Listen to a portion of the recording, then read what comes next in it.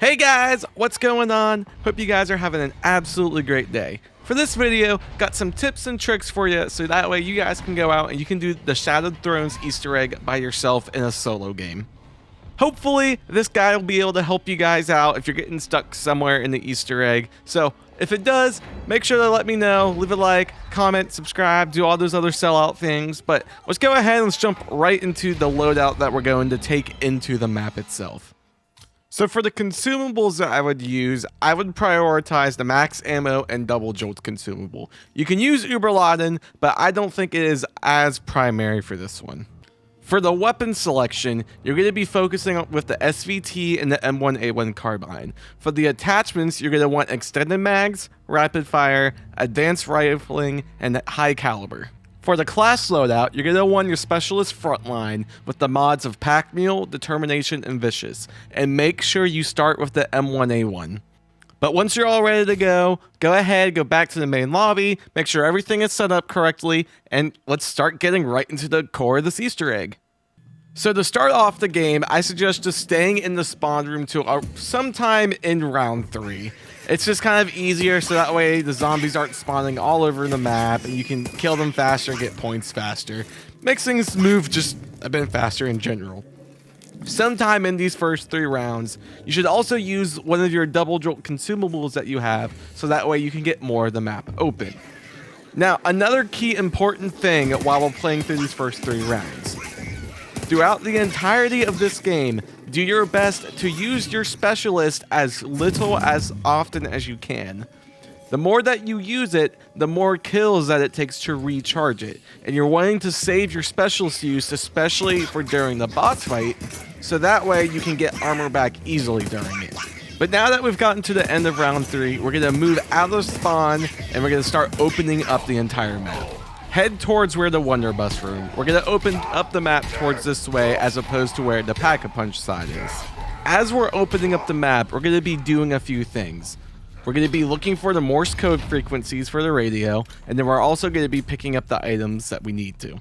So let's go over the Morse code frequency locations first. The first one is in the elevator as soon as you come up the stairs. The second one is just past the dead ladies on the door to the main street on the roof. If you go in the museum and go up the first steps on the left, they're on the bottom of a pillar. The fourth spot is directly underneath the M1 Garand, also in the museum. The fifth location is in the backstage of the theater behind a purple dress on a box.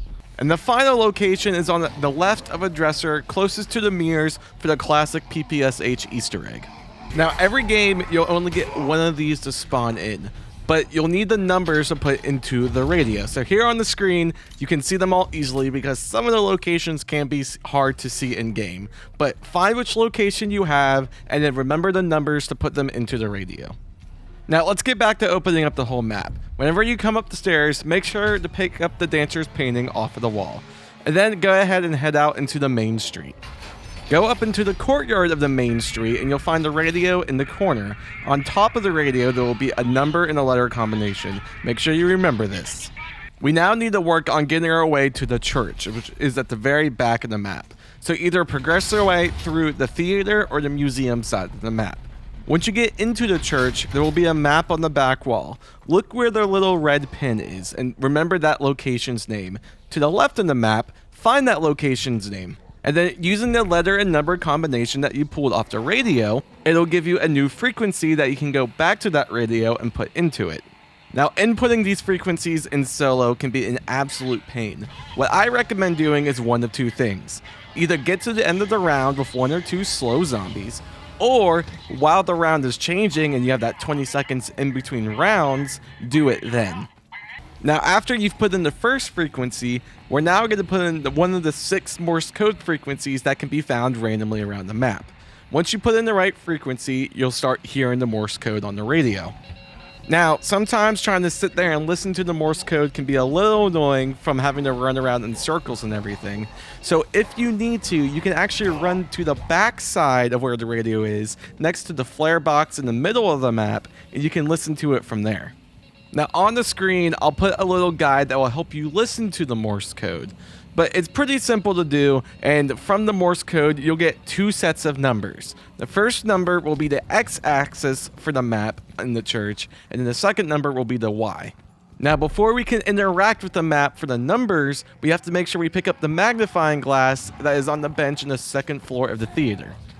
Once you can, go back to the map and hold square and interact with it. You can now move the magnifying glass around the map. Move the magnifying glass to the coordinates that were given from the Morse code on the radio. Now, this part can be a little annoying in solo as well because the zombies can come up and hit you, knock you off, and it's a little annoying. So either, again, try to get a couple of really slow zombies and just work your way on the map over time, or you can wait till it's in between rounds during those 20 seconds and do it then. But once you do it successfully, the cabinet to the right will open and then you get this golden bowl. Take this golden bowl to the top floor of the museum. You'll see a little empty scale to where it perfectly fits on and just place it there. We now need to focus on finding the Wonderbus battery, which can spawn in one of 3 locations. One is directly to the right of Foul Splits on the top floor of the museum, on the bottom floor of the museum to the left of the armor machine, and up to the right of the Thompson near where you picked up the magnifying glass on the top of the theater. At this point, we're now ready to shoot the flare box, which is behind the radio like I talked about earlier, and spawn in the blimp. This will cause the map to now have sizzlers spawn on the map. Now, a couple of things to know about this. If you get to the end of a round, now that sizzlers can spawn in. If you have a regular zombie, they can turn into a sizzler, and they are very annoying to deal with. So, from now on, if you want to save a zombie at the end of a round, so that way it doesn't automatically progress, you need to save either a pest zombie or a bombless zombie. These are the only 2 kinds of zombies that can't turn into sizzlers. However, that's not what we care about, because right now, we need a sizzler. Whenever the very first sizzler comes in, make sure you melee it in front of an armor machine. We're basically killing 2 birds with 1 stone, because 1, we have to melee kill one for a Geist Bolt for the Wonderbus, and 2, we need to get the Sizzler head out of the armor machine to go put back in the golden bowl in the top of the museum.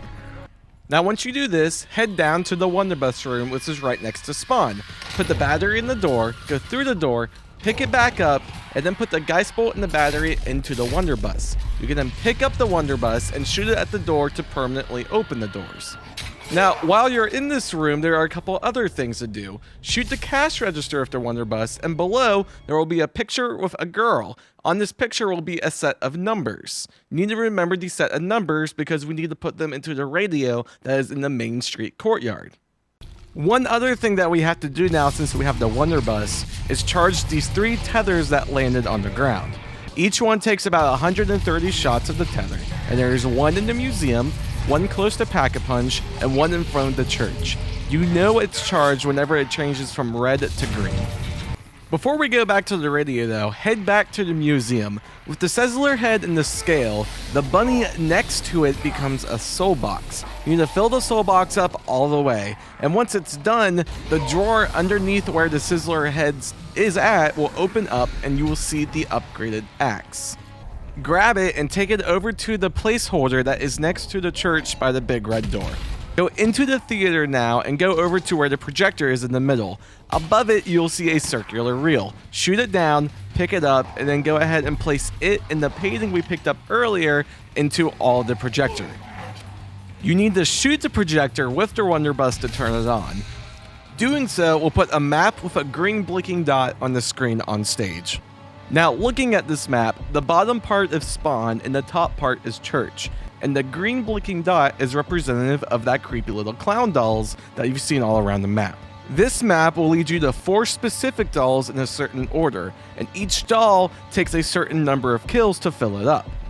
The number of kills that each doll takes is representative to the numbers that you're going to need to know to put into the safe that is next to the dead lady's room over in the apartments.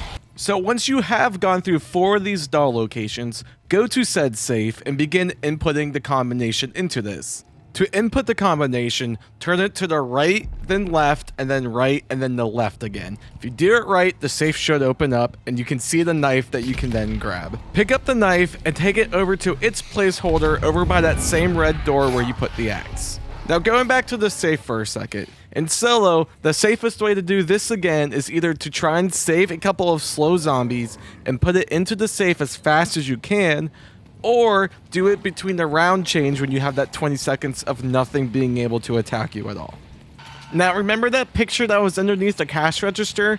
Go back to the radio in the main square and put those two numbers into this radio. If you do it right, you should be contacting the smuggler.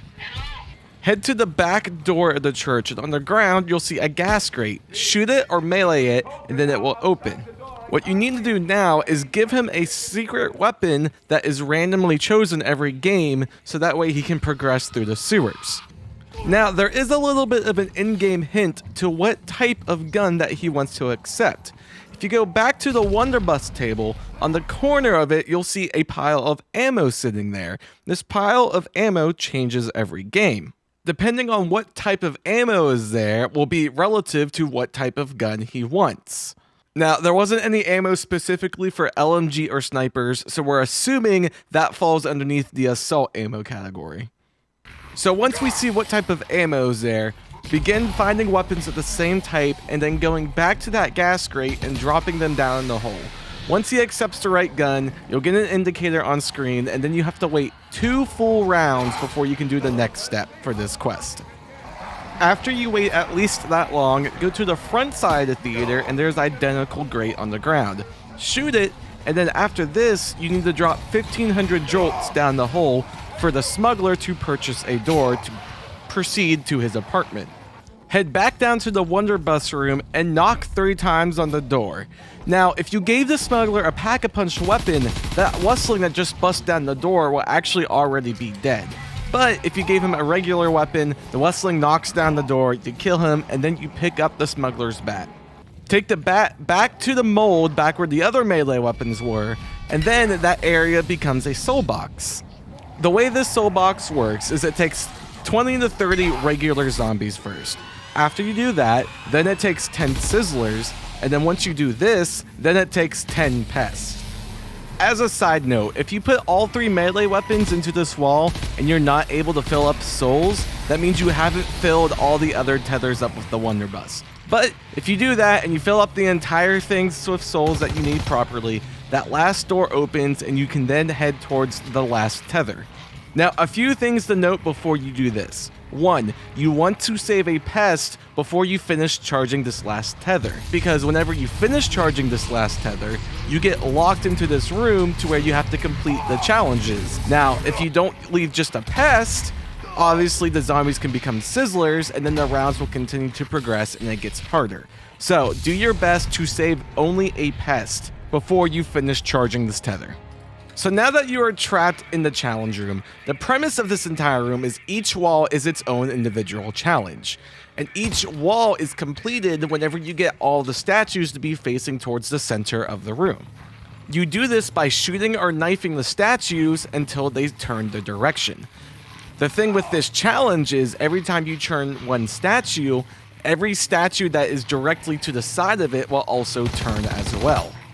Now, you are more than welcome to sit here and try to just have fun and figure this out yourself, but if you're wanting to just do it very easily and simply, down below in the description, I will have a link for a calculator that you can go in, you put all the initial statues' positions on each wall, and it tells you exactly the orders that you have to shoot each statue to solve each wall. Once you successfully complete a wall, it then gives you a little bird. Now these birds go in a specific position on the Barbarossa statue in the middle. The first bird goes on the back right side of the statue if you're looking directly at Barbarossa's face. The second wall's bird, or over-the-shoulder bird, goes on the back left corner of the statue. The third wall's bird, or the bird, as I like to call it, goes on the front right corner facing outwards. The fourth and final wall's bird goes on the same corner as the over-the-shoulder bird on the back left. You put it there, and then the statue sword actually breaks, and then you can pick up the real Barbarossa's blade. Using this blade to put it back into the wall where the door closed and locked you in, and it will open up. And you are now essentially ready for the boss fight. Now, to be prepared for this boss fight, there are a few things that I suggest doing first. First thing that you should do is make sure that you have all your perks and Pack-a-Punch open. To open Pack-a-Punch, blow open these 2 fuse boxes of grenade. Once they are open, shoot them with the Wonder Bus, and then the elevator that is down below will lower, and then you will have the Pack-a-Punch machine. The weapons I recommend again that you use for the boss fight are the M1A1 and the SBT Pack-a-Punch. They both provide a lot of ammo, and they both provide a lot of damage and power behind them.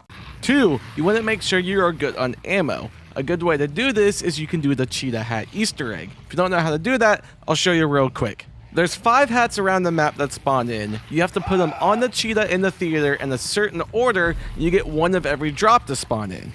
The first hat is a fedora. It can spawn at the feet of the golden statue at the stage, or it can be in the back left zombie spawn inside of the church.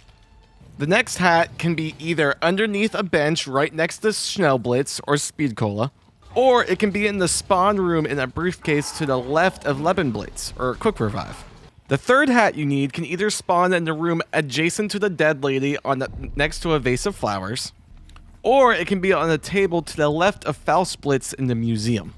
Another hat can spawn to the left of the door in the museum closest to the flares, and also in the bus to the right of the entrance to the theater. You can see it poking out of the edge of the right window. And the final hat you're looking for can either spawn on a random head in the second floor museum, or it can be on top of a guitar in the second floor of the theater. Now that you know all the hat spawns, put them on the cheetah head in the order that I'm showing you on the screen now. The reason we're doing this, if you don't know, is once you put all the hats on this cheetah in this order, you get every single power-up to spawn in front, and you also get a bunch of points you can use in case you need them. The only thing you have to be very cautious of is to not pick up the nuke. We want the max ammo and we want the Uberladen, but we don't want anything else. So just make sure you get at least those power-ups. The next thing that we're going to worry about is getting Jack-in-the-Boxes. Now, you can either just spin the box with the points that you have and hope that you can get them, or you can do the Hangman Easter egg and force spawn them in. If you don't know how the Hangman Easter egg works, if you look at the theater sign, using the buttons and the triangles on the very far left of the sign, you can change that letter that is on the very far left, using the top arrow and the bottom arrow. Whenever you shoot that middle arrow, you change, or you're accepting that letter to see if it's a valid word to spell something out. The word that we want to spell out specifically is the Jackbox. So what you can do is you can keep purposely failing until you can see if you are spelling the word the Jackbox. Once you're able to get that as your Hangman word, go ahead and spell out the entire thing, and then Jack-in-the-Boxes will spawn directly below the sign, and you just walk up and you can pick them up. Now, there is one more thing we need to discuss before going into the boss fight, and that is your perk selection. The 3 perks that I say are a must-have is Lebenblitz, Kugelblitz, and Laufenblitz, or Quick Revive, Double Damage, and Stamina Up. For the 4th perk, I recommend either using Schnellblitz or Reload, or Faustblitz or Melee Damage.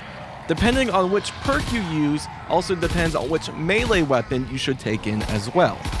If you end up using Faustblitz, I recommend the Blade of Barbarossa, because the L2 on the Blade of Barbarossa clears out a lot of enemies at once, and with the extra melee damage, it is very, very strong.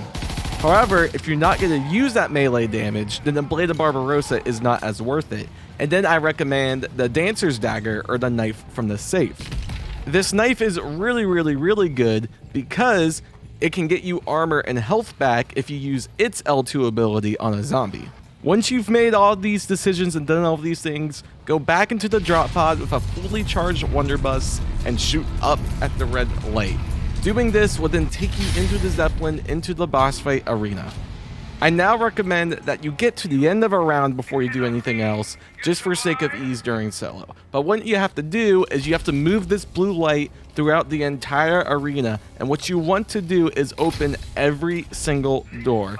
It'll make your life so much easier for running this boss around, so trust me when I want to say you want to open every single door that you can. Once you do that, go ahead and move the power source into Straub's lab, triggering the cutscene, and then the boss will end up spawning shortly afterwards. So the way this boss fight works is it is in 3 phases. each phase he gains a different attack that he then uses on you. His first phase, he glows bright orange and then he proceeds to charge at you. Whenever he is charging at you, it is the best time to do damage to him. The best place to physically aim on the Stadtjager or the boss is if you are looking at him, his left shoulder. Once you've done enough damage to him, he will then enrage into a second phase to then which he can shoot out his own Geist bolts and create sizzlers. Whenever the boss takes that moment to create new sizzlers and shoot out the Geist bolts, he glows orange, and this again, during this phase, is the best opportune time to shoot him. Once you've done enough damage during phase 2, he will enrage again and gain a new attack, an electric storm field, which also hurts you. However, this is the only way to also damage him. Whenever he is inside of his own electric storm field, you have to use the Wunderbuss and the Wunderbuss only to deal damage to him. Now, in terms for the solo optimizations for this entire boss fight, during the first 2 phases, just do your best to run around the entire map, the entire boss arena, and kill as few zombies as you can. It's not that hard. If you open up the entire area, you can just run around, pick your shots here and there. It's not like you're trying to speed run the map at this point in time, so just take your time, pick your shots, and it's pretty easy the first 2 phases. Once he hits his 3rd phase, what I recommend doing is every time that you're close enough and you see him enraging into a storm cloud, throw a jack-in-the-box on top of him into the storm cloud. Doing this, so that way whenever you shoot him to also damage him, you're killing zombies as well. And even if you don't get to kill zombies as well, you then get to do maximum damage time on the boss, which is even preferred over killing zombies and possibly recharging your specialist meter in case you had to use your front line to get more shield back or whatever. However, if you're able to survive the entire time and do enough damage to him, you'll hear the music change, and that means you successfully completed him, even if you don't see him die. However, once he is dead, that is it. All you have to do is jump back into the drop pod that you came up on, and that is the entire Easter egg. Hopefully this guide is going to be able to help somebody out there that wants to do this Easter egg solo. Again, there are lots of different ways that you can go about the steps in different orders and such, but this is my preferred method and what I find the easiest to be able to complete this entire Easter egg and to do it solo. So hopefully it helps you out. So I love all you guys, and until the next video, I will see you later. Have a good day.